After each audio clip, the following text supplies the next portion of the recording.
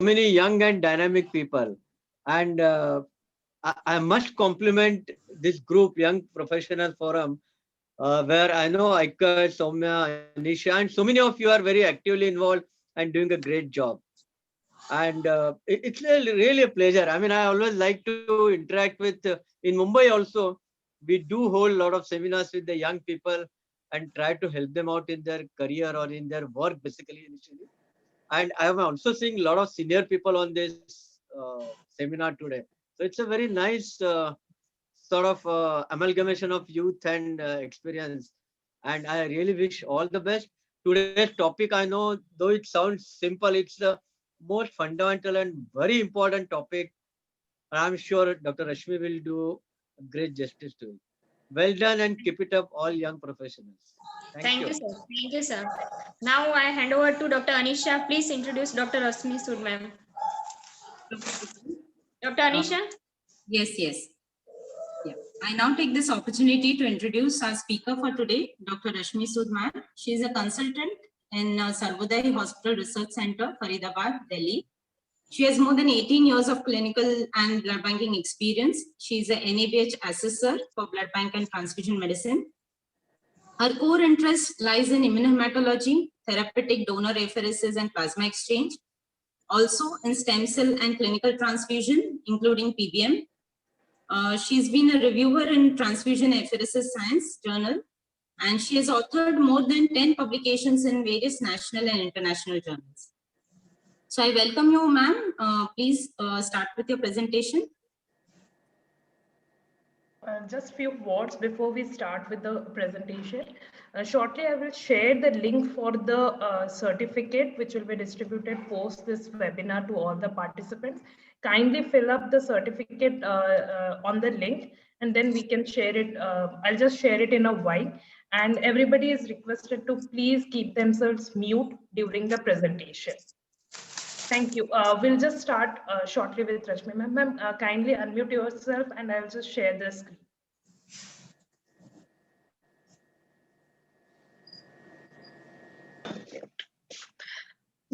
Good afternoon, everyone. Am I audible, Soumya? Yes, ma'am, you're audible. I'll just share this. I cannot hear you. Ma'am, can you hear me? I'm unmute actually.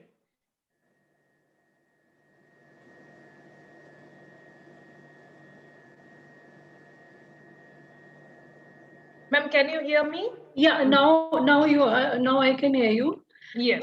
Yeah. Shall I start? I'll keep my myself on mute by which you can speak properly because we will have a lot of echoes if too many talking goes in the background. Okay. So I'll just share the screen, and once you tell that go to the next slide, I'll do that. Fine. Yeah. Good afternoon, everyone. With the permission of the chairpersons, I would like to start the discussion of the topic for today. The topic is fundamentals of ABO blood groups. First slide, please.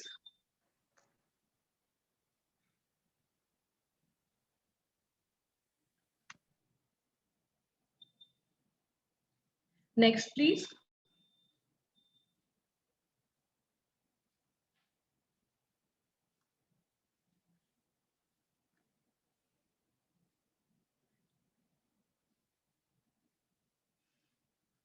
The ABO blood groups were originally described by Karl Landsteiner in the year 1900 and 1901.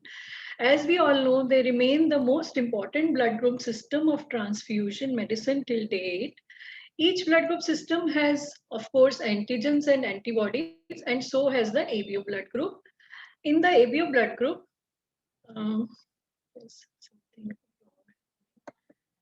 the ABO antigens are present in substantial amount on the red cells and the platelets. Also, they are present in other tissues such as vascular endothelial cells, intestinal, cervical, urothelial, and mammary epithelial cells. In individuals who have secretor phenotype, which we'll discuss later, the ABO antigens are also present in the body fluids, various secretions and excretions such as saliva, milk, urine, meconium, and feces as well. Next slide, please. This is Karl Landsteiner, who discovered these blood groups. Next slide, please. The Landsteiner laws state that individuals who lack the antigens of the ABO system have the corresponding antibody in their serum. And the antibodies of the ABO system are naturally occurring IgM type mostly. They are capable of causing intravascular hemolysis in patients if transfused.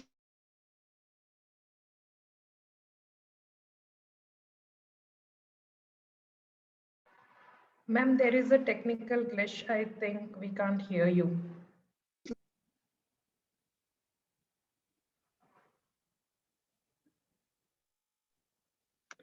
Rashmi ma'am? Yeah. Can you change the slide, please? Yeah.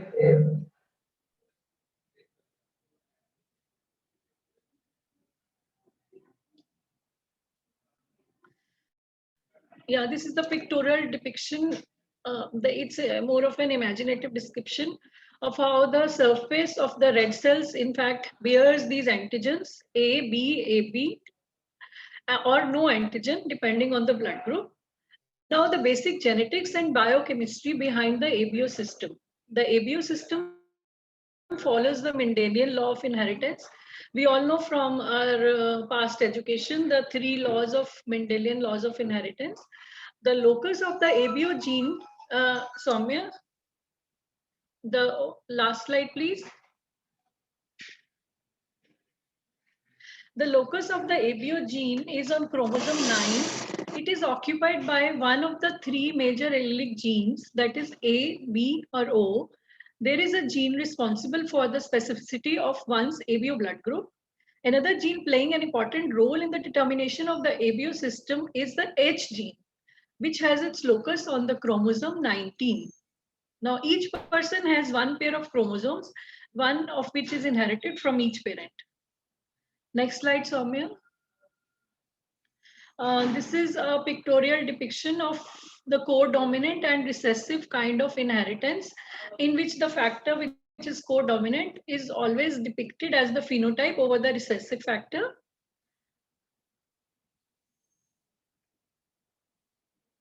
The A and B alleles are codominant, while the O allele is amorphic. Because the O allele contains a deletion in exon 6 of the B allele, resulting in loss of enzymatic activity and H antigen remaining unchanged. This will be clearer later in the presentation. The presence of A or B antigens and their corresponding antibodies determines the phenotypic expression of the inherited genes. The absence of A and B antigens on the cells indicates O blood group.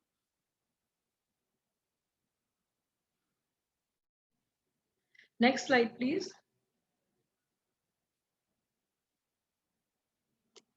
It's some lack of coordination.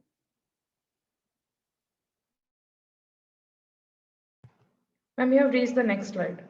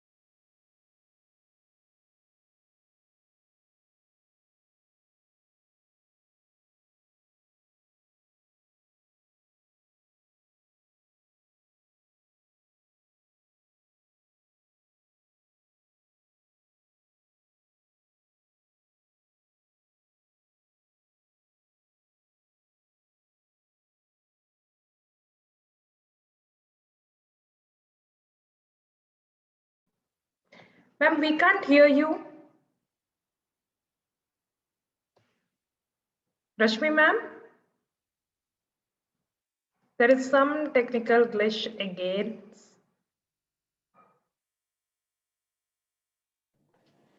Hello. ma'am? Hello. Soumya, Yeah.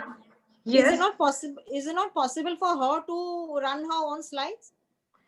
Ma'am, actually, she is not able to do it. Like, it's the last moment change only what happened. I'll just then ask her again.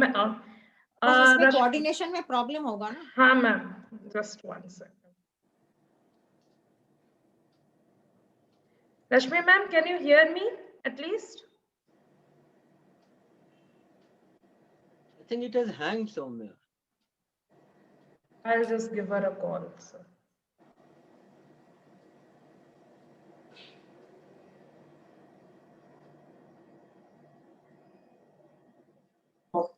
Video off कर देती हूँ. Hello, Soumya.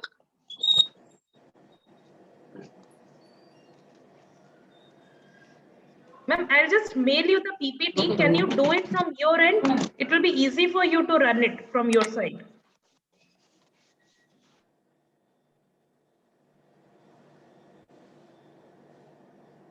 Sorry for the technical glitch. We'll just try to sort it out. Ma'am? Yes, you're telling me. Rashmi ma'am?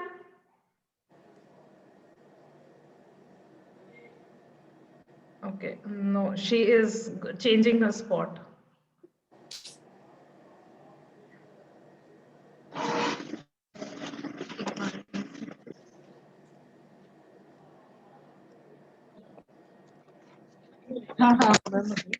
Hanji, now can you start screen sharing, please? No, ma'am, I'll do one thing. I'll just mail you the PPT. You can do it from your end. If you open your Google, in your sent mail, you will find the mail which you have sent it to us. So it will be easier for you to do it from your end. Mail.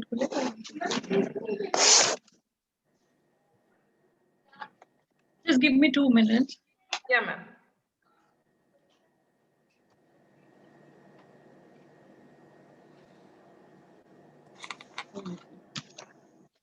अभी तक शुरू होने वाला है ना शायद.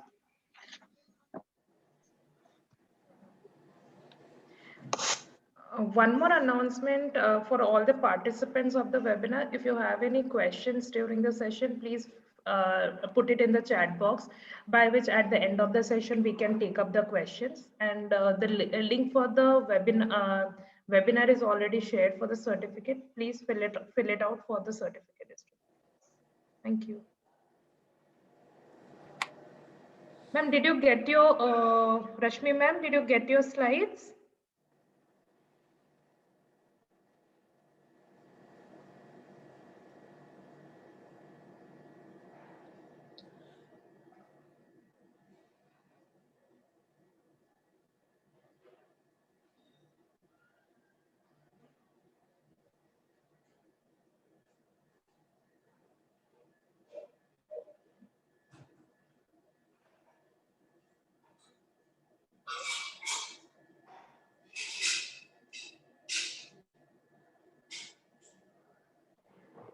Rashmi ma'am, I have sent you the mail again of your PPT.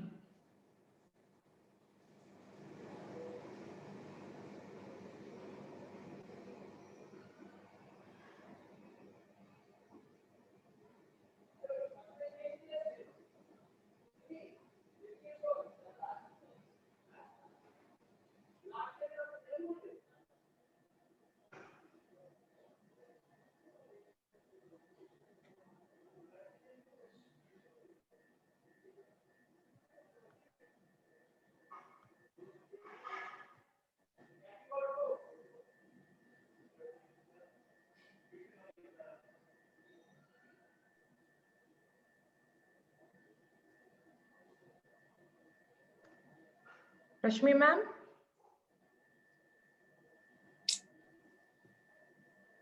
My goodness. Dr. Soumya? Yes, ma'am.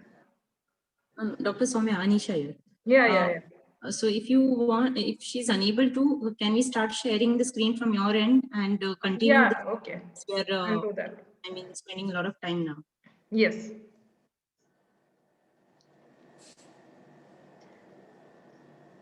Ma'am, should we share the screen from our side? Then do it. Go ahead. We've already lost so much of time. No? Yeah. Now I'm sharing the screen. You just tell me when to. Yeah, I'll just start the screen where we left. Rashmi ma'am. So we are on the biochemistry and the inheritance.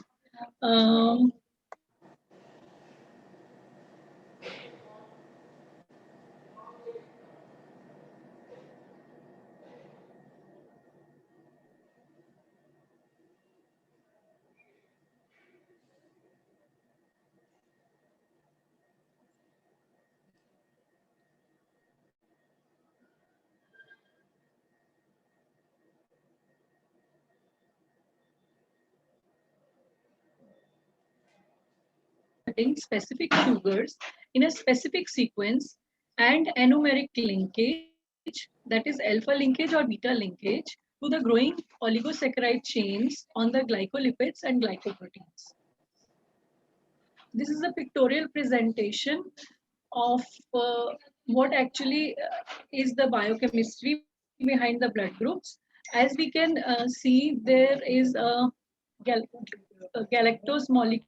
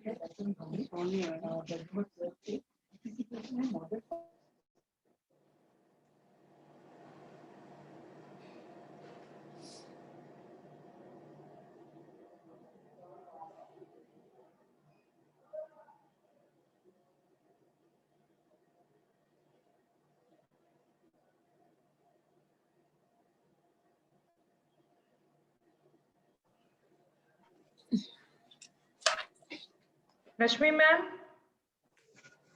Hello.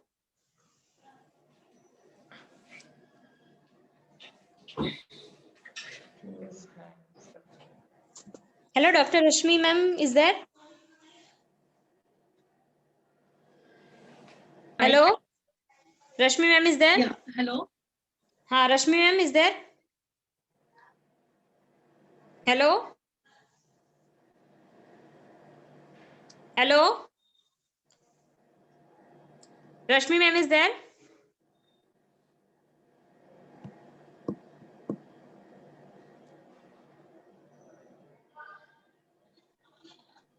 Rashmi ma'am?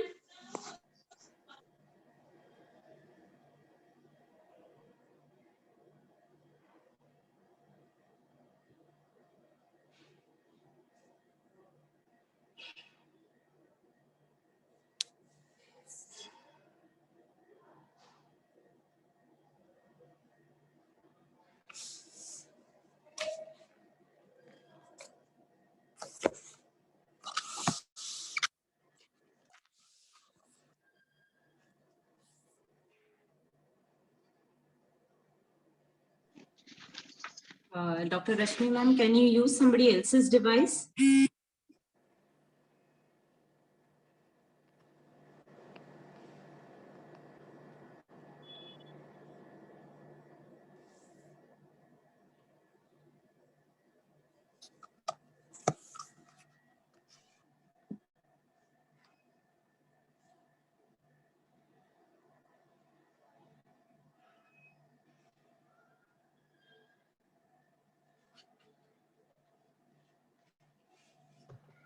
Rashmi ma'am, kindly unmute yourself. You are still mute and we can't listen to you as well.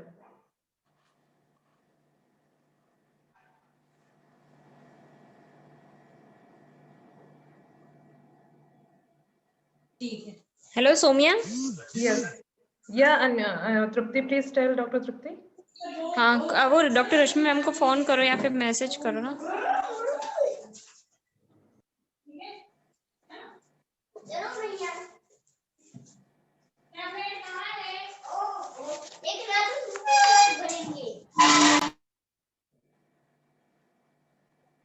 What is happening?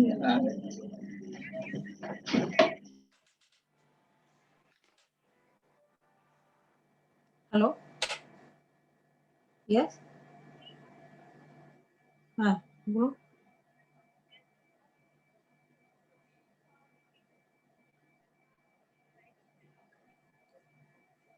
एक minute.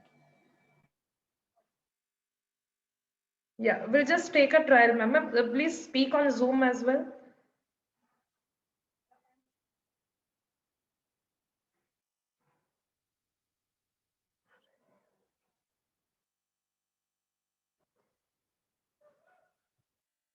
So am I audible? Yes, now you're audible.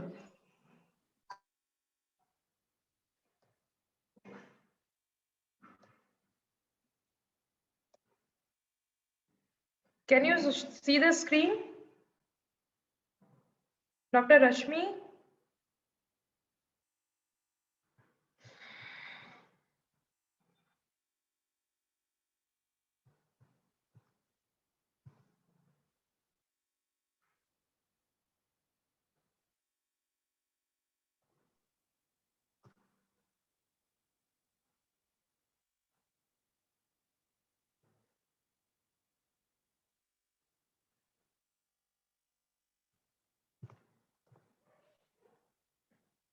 Dr. Rashmi, please unmute yourself.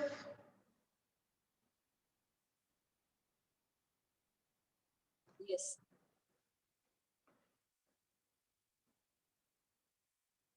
Hello? Fine.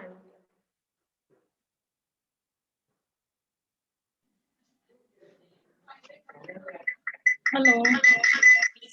Please go ahead, Dr. Rashmi. Hello. Audible? There is a lot of echoes now, so if you are logged in through multiple devices, just keep it to one. Don't log in. Ma'am, don't mute yourself. Okay. Try to talk again.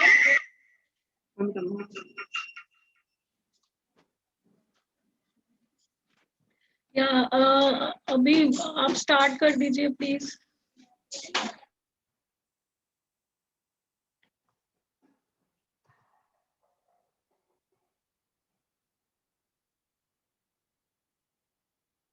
Ma'am, please proceed and talk.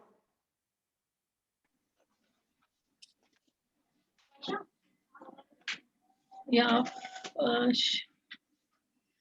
Should I go to the next slide? Biochemistry and inheritance. The basic rules for the ABO blood group inheritance are that these groups are defined by the immunodominant carbohydrate.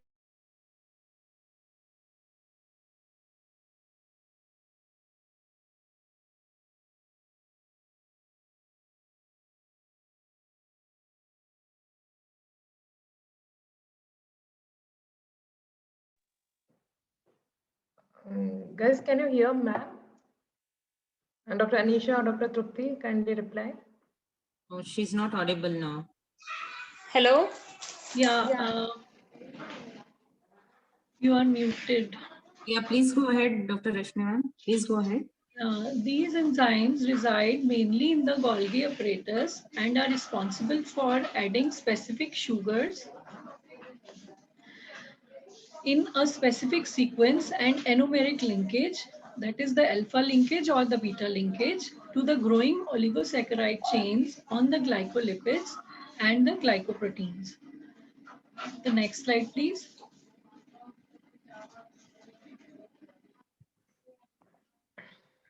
So this is the pictorial description of what we discussed just now. As we can see, there is a backbone of the oligosaccharide chain, which consists of galactose molecules and N-acetyl glucosamine molecules. And if it is an O group, then there is only a fucose molecule added to it. But if there is A, B or AB groups, then we have other sugars also added to it.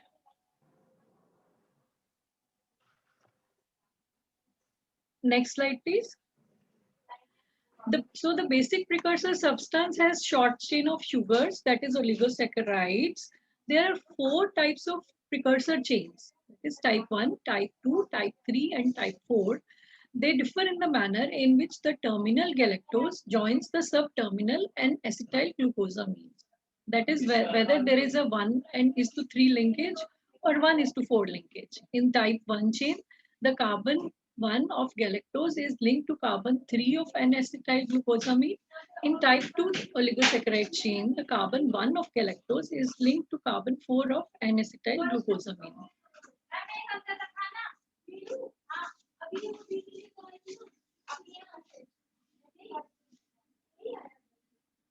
Next slide.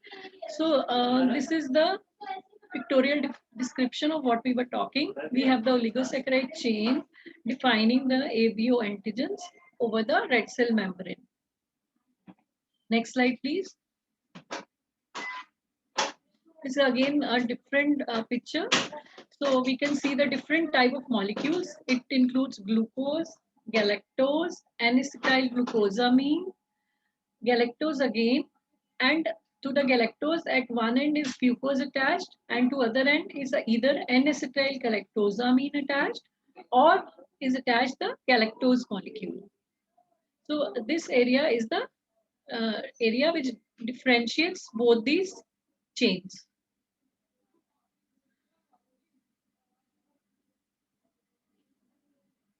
So again, the pictorial description. So what happens is in the B group, the terminal sugar happens to be the galactose, whereas in A group, the terminal sugar is an acetyl galactosamine. And for the AB group, some epitopes have galactose as the terminal sugar and others have an acetyl galactosamine as the terminal sugar. But these A and B groups should always be supported with a fucose sugar. This fucose is a must to define it as a B or AB group.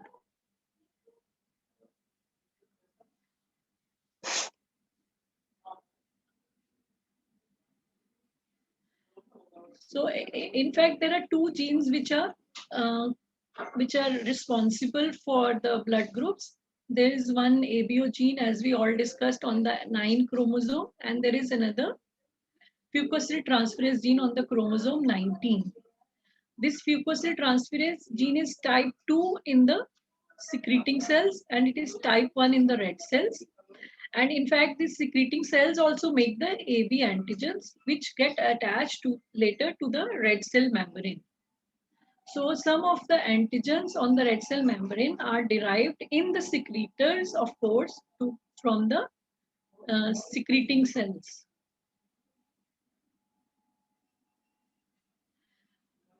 The basic precursor substance is converted by an enzyme L-fucosyltransferase, which is a product of H gene or the secretor gene on chromosome 19 to form active H substance or the H antigen by the addition of sugar L-fucose to the terminal D-galactose of the precursor substance in an alpha-1,2 linkage.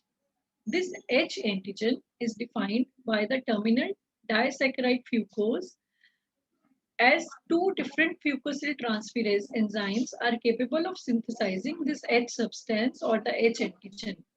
These 2 enzymes include alpha-2 fucosyltransferase type 1, alpha-2 fucosyltransferase type 2. This alpha-2 fucosyltransferase type 1 is encoded by the fucosyltransferase type 1 or H gene, and alpha-2 fucosyltransferase type 2 is encoded, H substance is encoded by fucosyltransferase type 2 or secretor gene.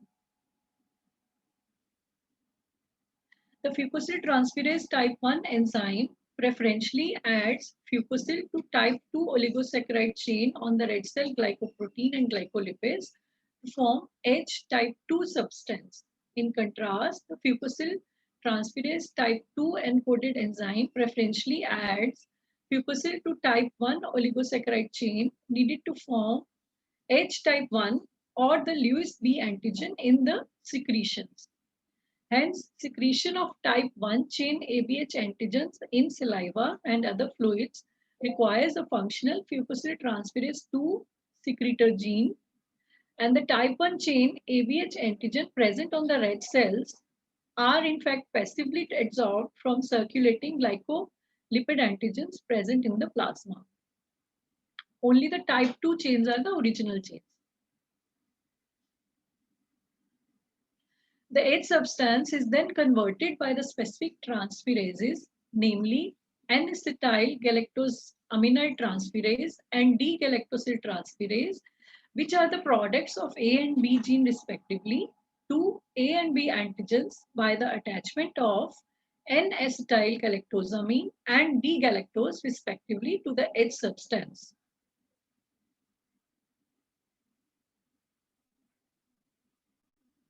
Again, the pictorial presentation of what we discussed just now. The two genes which are releasing the H substance. Here in the secretory cells, it is the fucosyl-transferase 2 gene, and this preferentially goes and attaches to type 1 oligosaccharide chain, whereas this attaches to type 2 oligosaccharide chain. And if a person's red cells have type 1 oligosaccharide chain, then they have derived it from the secreting cells and they are secretors.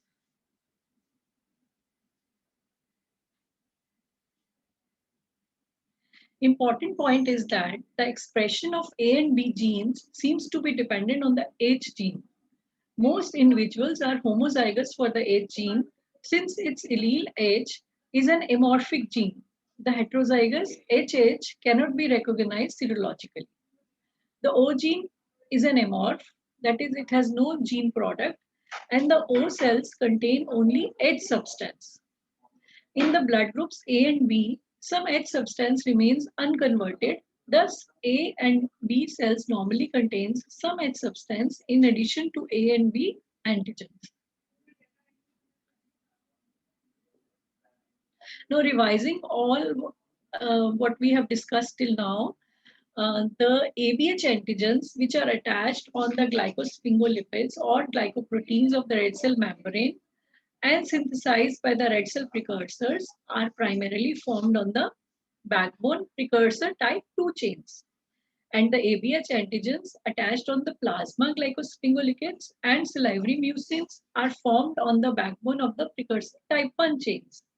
This in turn means that the H gene attaches fucose in the alpha 1 2 linkage to type 2 precursor chains on the red cells, forming H type 2 precursor for A and B antigens.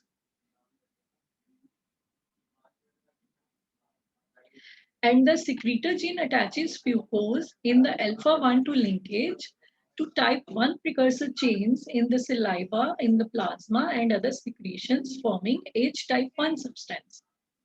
Hence, the red cells of the secretors have ABH antigens not only on the type 2 precursor chains, but also on small number of type 1 precursor chains, as ABH blood group active glycosphingolipids or plasma lipoproteins H type 1 are also passively transferred onto red cells. In contrast, the red cells of non-secretors have ABH antigens only on type 2 precursor chains.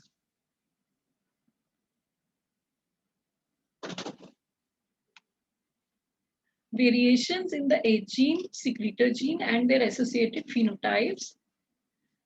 The presence of weak or absent H and SE gene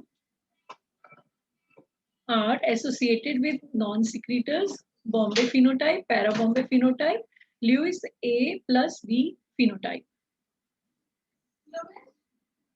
Now the Bombay phenotype. Bombay phenotype was first reported by Bende et al. In 1952 in Bombay, India. It is a rare autosomal recessive phenotype. These antigens lack the H gene on their chromosome. They are homozygous HH and are non-secretors. Genetically, they are typed as homozygous HH-SESE formation. Like the O gene, the H gene appears to be amorphous, has no observable effect on the precursor substance.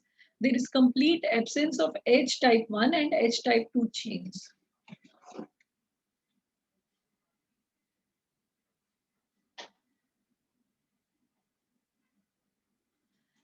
The A and B gene specified transferase enzyme cannot act directly on the precursor substance. As a result, the Bombay cells have no A, B, or H antigens. The cell type are O, and they do not secrete the A, B, or H substance in their secretions. But the Bombay serum contains anti-A, anti-B, anti-AB, and anti-H, because these are the natural antibodies to the A, B, and H. Etiology includes a wide range of inactivating mutations in the H gene. Transfusion practice. The anti-H present is IgM hemolysin and is usually present in high titers. It is capable of causing complement-mediated intravascular lysis of the red cells and hence acute hemolytic transfusion reactions to any ABO group. Only blood from other Bombay group individuals should be transfused to the Bombay blood group recipient. These individuals lack both H type 2 and H type 1 chains on their red cells and on their secretions. However, they may carry functional A or B genes, which can be transmitted to the next generation, yielding the apparently paradoxical pedigree that is, parent are both Bombay blood group and the progeny is A or B. Para-Bombay blood group. Para-Bombay blood group is characterized by the presence of small amount of A or B antigens on the red cells and secretions, but the complete absence of the H antigen. Genetically, these individuals are homozygous for a non-functional fucosyltransferase type 1 H gene coding on type 2 chain, but have inherited at least one functional fucosyltransferase type 2 secretor gene coding on type 1 chain precursor needed to form H type 1. So they are also called H deficient secretors. The red cell of these H deficient secretors lack serological detectable H antigen but carry small amounts of H, A, and B antigen because, unlike people with classical Bombay blood group, para-Bombay persons express type 1 ABH antigens in the secretions and the plasma.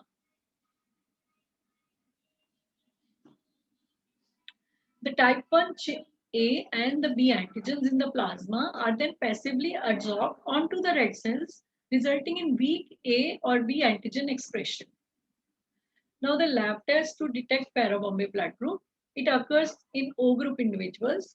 Test with anti-A and anti-B gives weak reactions, but the cells are non-reactive with anti-H lectin or with anti-H serum from OH persons.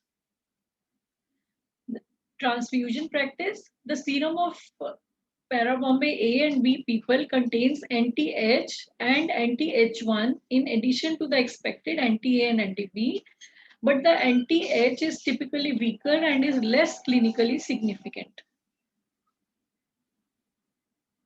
Now the acquired B antigen or acquired B phenomena.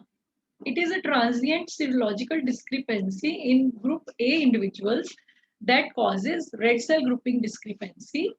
The causes includes in vivo the patients with bacterial infections and often cancers of colon or rectum may develop a false B-like antigen. The mechanism is the bacteria produces a deacetylase enzyme which chemically alters the terminal sugar of A antigens, that is the N-acetyl D-galactosamine, to D-galactosamine.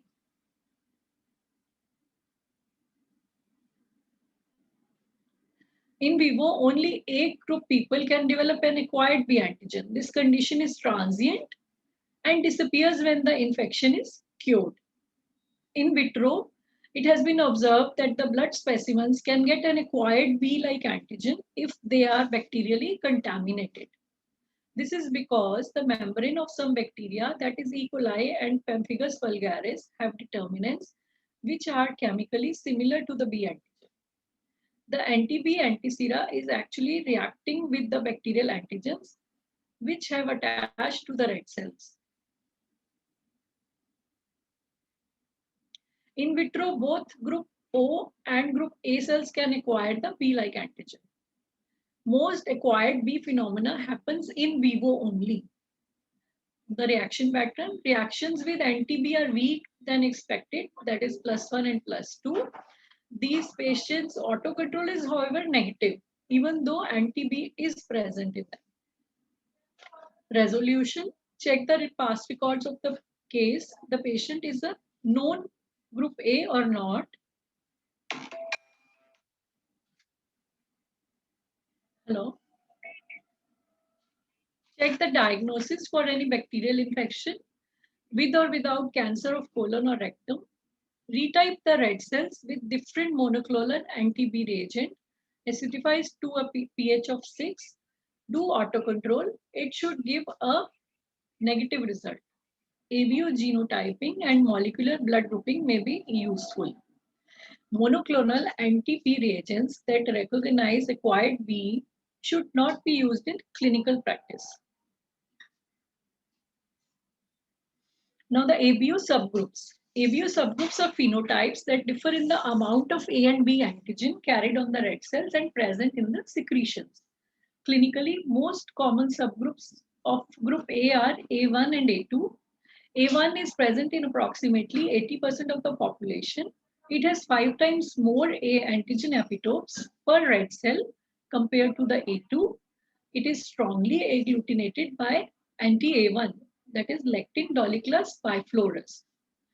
Cause is A1 enzyme glycosyl transferase is 5 to 10 times more active than the A2 enzyme. Group A2.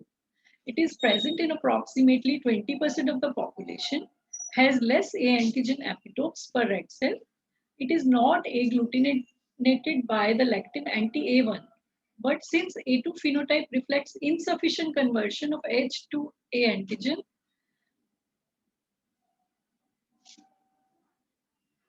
the A2 cells have increased reactivity with anti-H lectin, that is Ulex europeans. In addition, several weak A subgroups include A3, AX, AM, AEL. They are infrequently encountered. They are mostly classified according to the degree of reactivity with commercial murine monoclonal reagents, mostly have more H antigen expression. Subgroups of B. They include B3, BX, BM, BL. They are usually recognized by variation in strength of reactions using anti-B and anti-AB. The subgroups can cause discrepancy in forward cell and reverse serum or plasma grouping.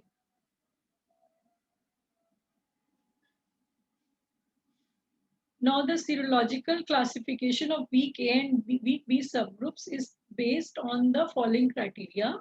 It is based on the degree of red cell agglutination by monoclonal anti-A, anti-A1, and anti-B, degree of red cell agglutination by monoclonal anti-AB, degree of H antigen expression, presence or absence of anti-A1 and anti-B in the serum, presence of A and H in saliva or B and H in the saliva, adsorption and elution studies, family or pedigree studies.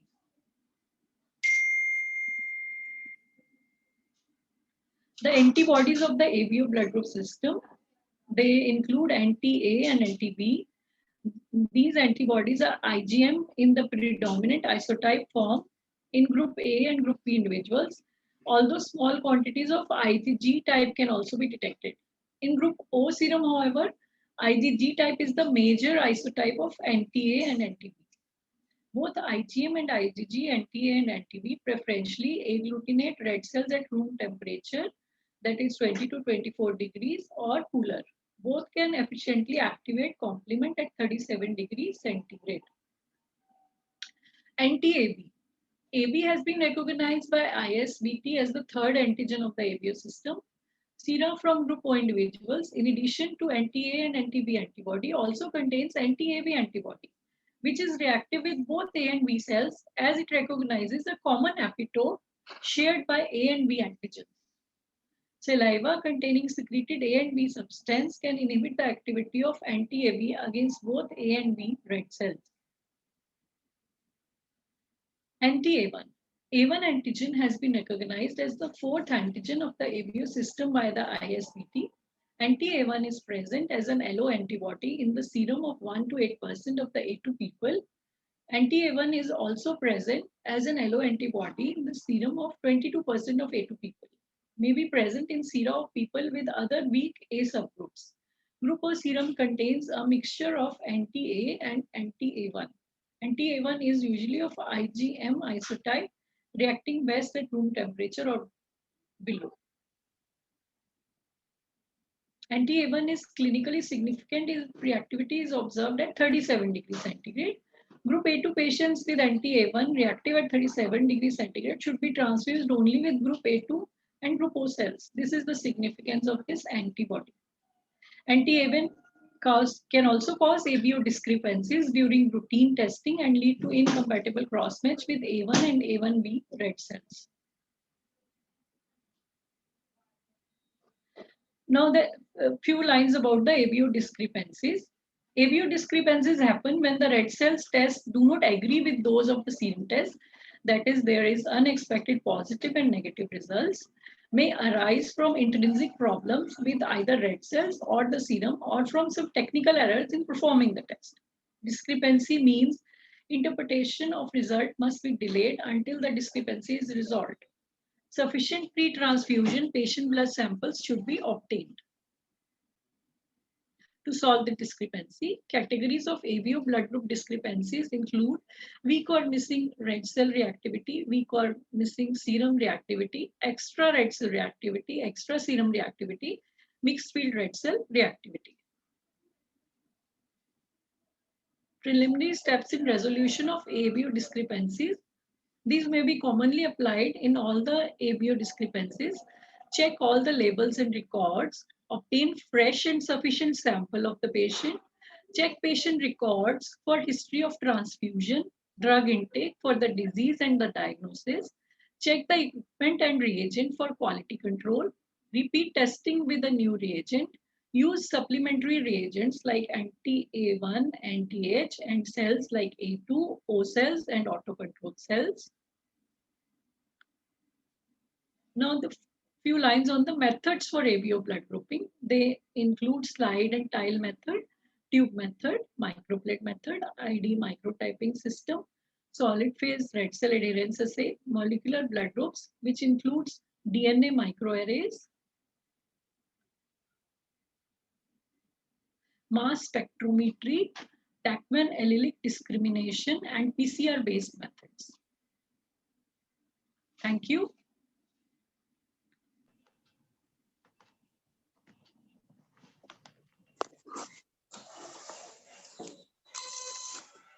Thank you, ma'am. Thank you for your excellent and very informative presentation. Dr. Anand Deshpande, hello. Yeah, hi. Please tell something. Yeah. Thanks, Rashmi. Thank That you, was a sir. nice presentation, and I must say to all youngsters, I mean, this was a very solid theoretical presentation, right? But when you will actually practice, and when you will come across all the cases as concerned, take a decision. That time, your knowledge, though it sounds basic about the ABO group, should be very, very solid and strong and sound knowledge. And that's why this presentation was very good. You should know everything about the ABO blood groups, right? And the more interesting it is becoming, because now all these problems about the subgroups, which you described nicely, we are moving towards the molecular typing now, which all of us are interested, and some of us are doing those things already. So that becomes more interesting. I mean, we'll be able to subtype all the groups molecular with the molecular techniques and not with the serology now. And we'll be able to even help the clinical problems. That is the ultimate aim. Ultimate aim is that the patient should benefit. So from that point of view, these are nice presentations, Rashmi. And all the youngsters, please keep in mind your knowledge about this should be very sound and strong. Thank you. Any questions? I didn't see many questions on the chat box, but if someone wants to ask, still they can do that. They can even raise the hand. Dr. Sabita, if you want to comment. Hello, you can hear me? Yes, ma'am, we can hear you. Okay, yeah. First, I will compliment Rashmi because I know her as a student also. I had taken her exam. So my compliments to you. A very good presentation. And I'll just add one or two points here. Yeah, regarding ABO discrepancies, in I think routine practice in almost all blood banks, we do come across these ABO discrepancies. And it could be in the donor, it could be also in the patient. So depending upon the situation, depending upon the urgency, it has to be evaluated and managed. If it's a donor, yes, we have got time, we can keep the unit aside. In practice, what we do is if we get it in a donor and if it's difficult to resolve, and we send that RBC unit for QC. We have to do certain number of units as quality control. So there, because we have to store it also for 14 days, it will expire. Not only that, it will expire during the storage, and then so that is what is done for the RBC. If it is a patient, we have to find out what is the urgency. You can, if it is easily resolved, fine. Otherwise, we give O-packed RBCs. One more thing I want to stress here is that in most blood banks, it should be understood that ABO discrepancies can be, very often it can be missed. The reason being that we do not note down the strength of reaction. In some blood banks, when I visit some of them, they still write plus minus for the reaction. So whenever we see that there is in the reverse, you're getting a weaker strength of reaction, then the various things have to, like one has to have an eye or a suspicion to identify if it's a discrepancy. Any mismatch between forward reverse, as you know, amounts to a discrepancy. Then you step by step rule out technical problems or otherwise take the medical history and other things. But if we do not note down the plus the strength of the reaction, then very often it can be missed, the group discrepancy. And another thing is that in nowadays automation is done in many blood banks. So when the manual in my blood bank also, earlier it used to be manually. So when we were doing it manually, all O groups, in all O group donors, we had the practice of doing the test with anti-A, anti-AB, anti-sera. And in all AB group donors, we used to always do the auto control. So this also can be done to just as a confirmatory. I think that is all. Anything else? Any questions? You can please. I think there is a question for Dr. Rashmi about how blood group O can acquire BRIC group in vitro. It happens in acquired B phenomena when actually the antigen is of the bacteria only, the E. coli or the P. vulgaris or any relevant bacteria. Like it is the antigen present on their wall which we are able to detect. Otherwise, it is acquired on the red cells if they are kept in vitro outside. So maybe in some infections of the intestine or in some cancers of colon or rectum, it happens rarely, but it has been noticed to happen.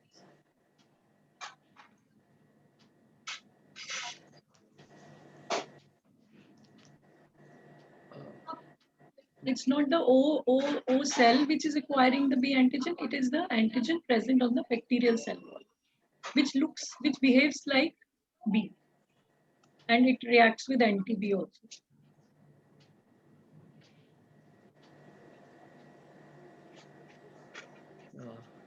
We have one more question. We have one more question in the chat box.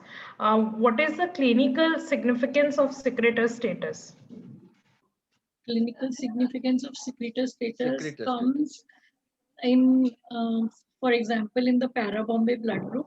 It is only the secretor antigens which is defining the para-Bombay blood group. Otherwise, there were no A or B antigens.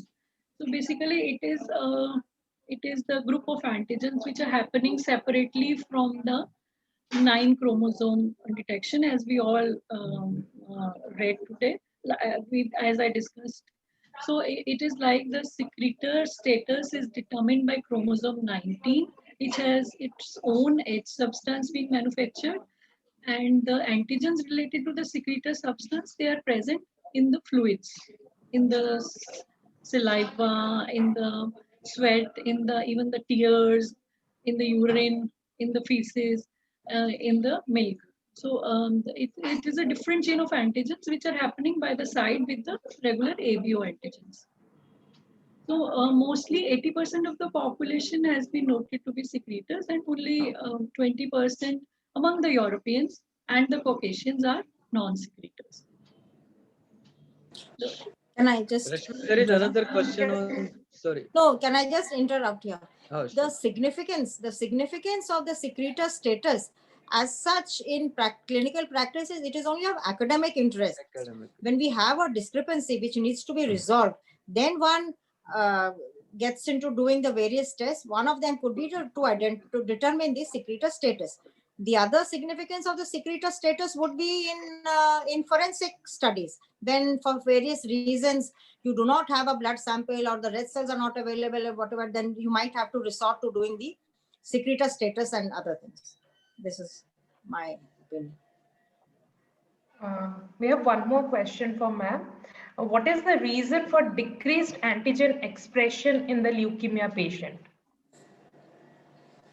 I know this does happen. We have seen cases of MDS, where there was an altered expression of the A group. It was an A group individual, and it became, I think we presented it as a poster also in an ISBT conference. So the exact reason I cannot exactly say, but probably it is under genetic control, and I really cannot say the reason. I'm not sure. Second Dr. question. Rashmi, if you want to comment. Ma'am, sir, I think some mutation may be responsible. Just that, ma'am is saying it may be maybe some unknown mutation we have not detected as yet. So. No, and another thing is, once the hematological malignancy goes into remission, the original blood group returns. We have seen this also. I would like to comment here, like Madam mentioned here, that yes, after remission, the blood group returns back. Yeah. Generally, as also being an oncology center, we have also come across cases where there's weakening, antigenic weakening. And generally the reason, a few of the studies have mentioned that there is loss of antigenic expression on red cells. The reason is unknown, but there is a little bit weakening where as the patient recovers and there is a remission, the original blood group is the grade of the reaction increases again. So that is what we have also come across. Okay. From which center are you? Where? I'm from Tata Memorial Hospital, Mumbai. Okay. Possibly, yes, true. Could be.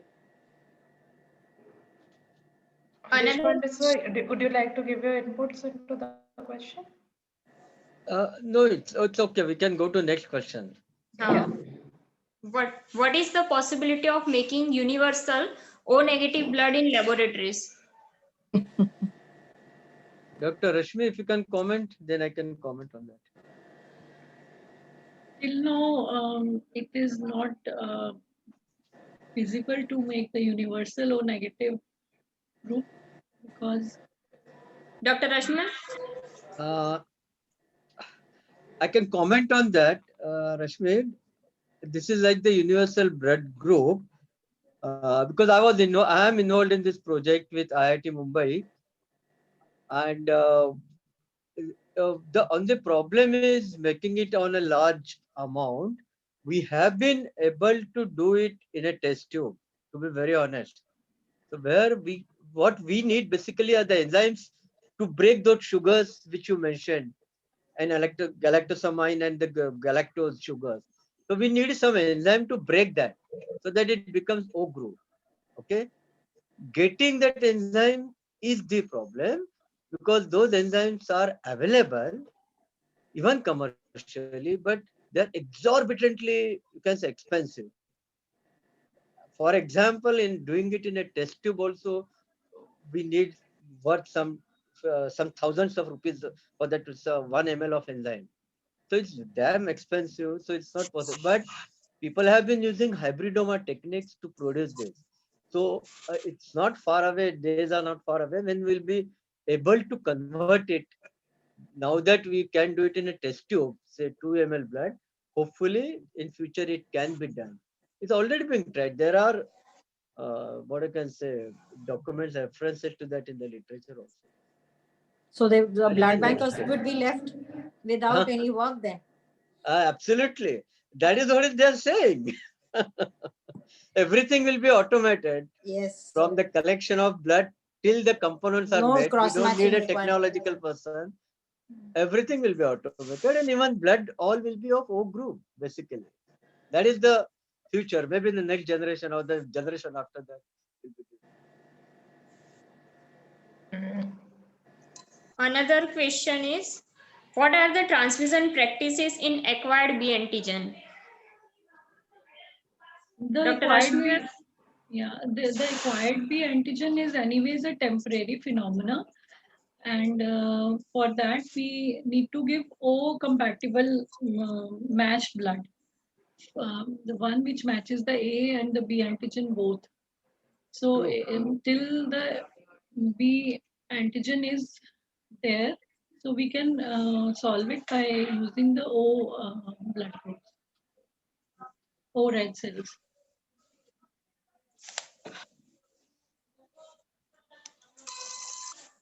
Okay. Any comment, Dr. Deshpande sir and Sabita ma'am? No, I think giving O packed red cells in such situations is the best practice. True. I agree. Okay. Any other question? We had got few comments regarding the ABO discrepancy, especially in case of the onco scenarios. I'll just read out the comments. Or Dr. Puneet Sadse, would you like to speak out? You can unmute yourself and give your comment. So,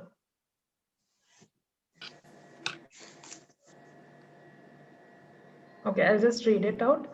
The reason for weakening of the antigens on the red cells is because the early progenitor cells outnumber the mature cells, and as the antigenic expression increases with maturity, so the antigenic expression becomes weak in early precursor cell. And also he has added, as the patient recovers and a number of mature cells come into circulation, the strength of the reaction again increases. Another one comment we have received from Coco Phone. Possible reason for decreased expression is the recurrent deletion of 9q23 to 31 region in the myeloid malignancy, which may extend to 9q34, that is a location of the ABO gene, leading to a decreased antigen expression. Okay. Okay. Now, Dr. One Soumya, last can we? question. We don't have any more questions, Dr. Trupti. So Sir there and is a ma'am, last question. Is yes, there sir. any possibility of LDN in mother with O phenotype and baby with A or B phenotype? Mother is O. I can answer that. Dr. Rashmi? Yes, the mother's placenta, the O phenotype has both the IgM and IgG antibodies, and from the mother's placenta, the IgG antibodies can easily pass and they can attack the A or B phenotype of the fetal cells, and this could easily lead to the HDN. Yeah, ABO of course is not as common as RHLDN, as you know. So that is the only. RHDN is a stronger possibility. Yes, we have seen many we have seen many ABO HDNs like this, where the mother is O, group O, baby is group A or B. Even I would like to add the comment over here that ABO-HDN is technically the most common HDN what we see in our day-to-day clinical practice if a center has universal neonatal blood grouping and a DAT practice. But if you go for the most severe one, definitely it is the anti-D which causes the most severe HDFN in case of the newborns. But if the question is most And com- in fact, I may interrupt you. In fact, the KEL has also been documented to cause, and other antigens for that matter, yes, ma'am. they have been associated with HDL. And ABO-HDN is also more severe in Asians, amongst Asian Yes. babies. And the ABO-HDNs can occur in the first pregnancy itself. Yes. We don't have to have it as a Sensitive. primed IgG one, because the O people have the IgG anti-AB. It's which is a combined of both A and B, and so it goes and attack both A cells and B cells of the fetus which is yet to born. We see it very commonly in our day-to-day practice. If we practice a universal DAT, so if a DAT, whether we are reporting it as a positive or whether we are considering, when we go more details into the ABO-HDN, then we look into it. Good. Any other questions, everyone? One question is there. Frequency percentage of ABO phenotypes. Indian population.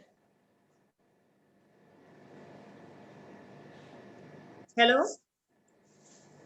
Frequency percentage of ABO phenotypes in Indian population.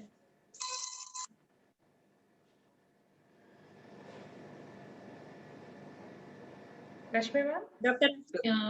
Dr. Rashmi? I'm not sure, but I can just comment that B has the highest phenotype frequency, followed by O and A. But the exact, it depends on the area also.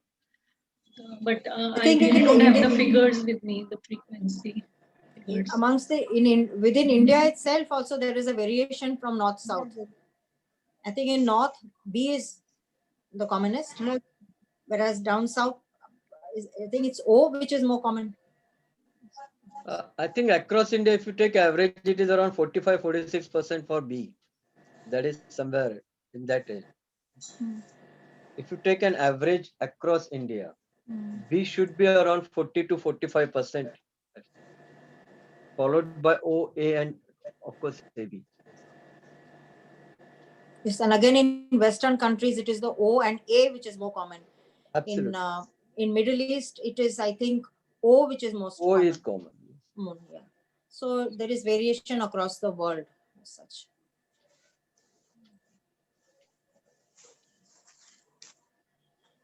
Anything else? Dr. Shomya, any question remaining? Just 1 second. Yeah, regarding this question, actually, by AIMS Delhi, Dr. Yashasvi and Dr. Gopal Patidar had a beautiful paper during the ISBT abstract session regarding the phenotype, how across the country, what is the percentage of the one. I'm just trying to open the paper. Just give me 1 second.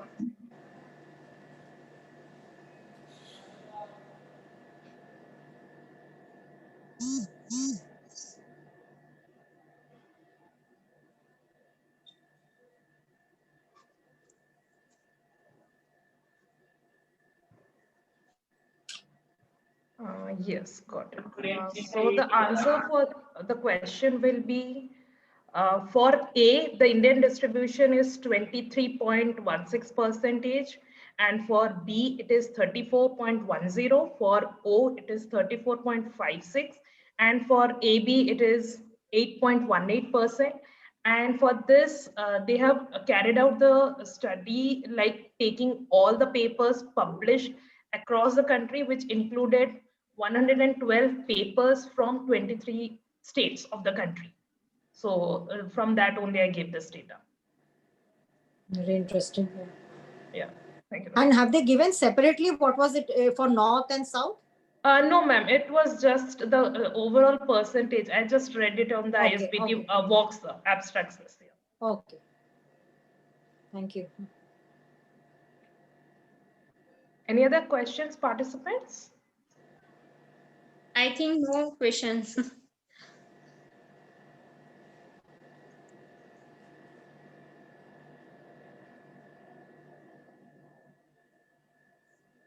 I think if there are no questions, We can we close. can. Yeah, we can close. Now on behalf of YPF and ISTM Academic Initiative, extend my thanks to our chairperson, Dr. Anand Deshpande and Dr. Sabita Basu to take out time from their busy schedule to grace the event.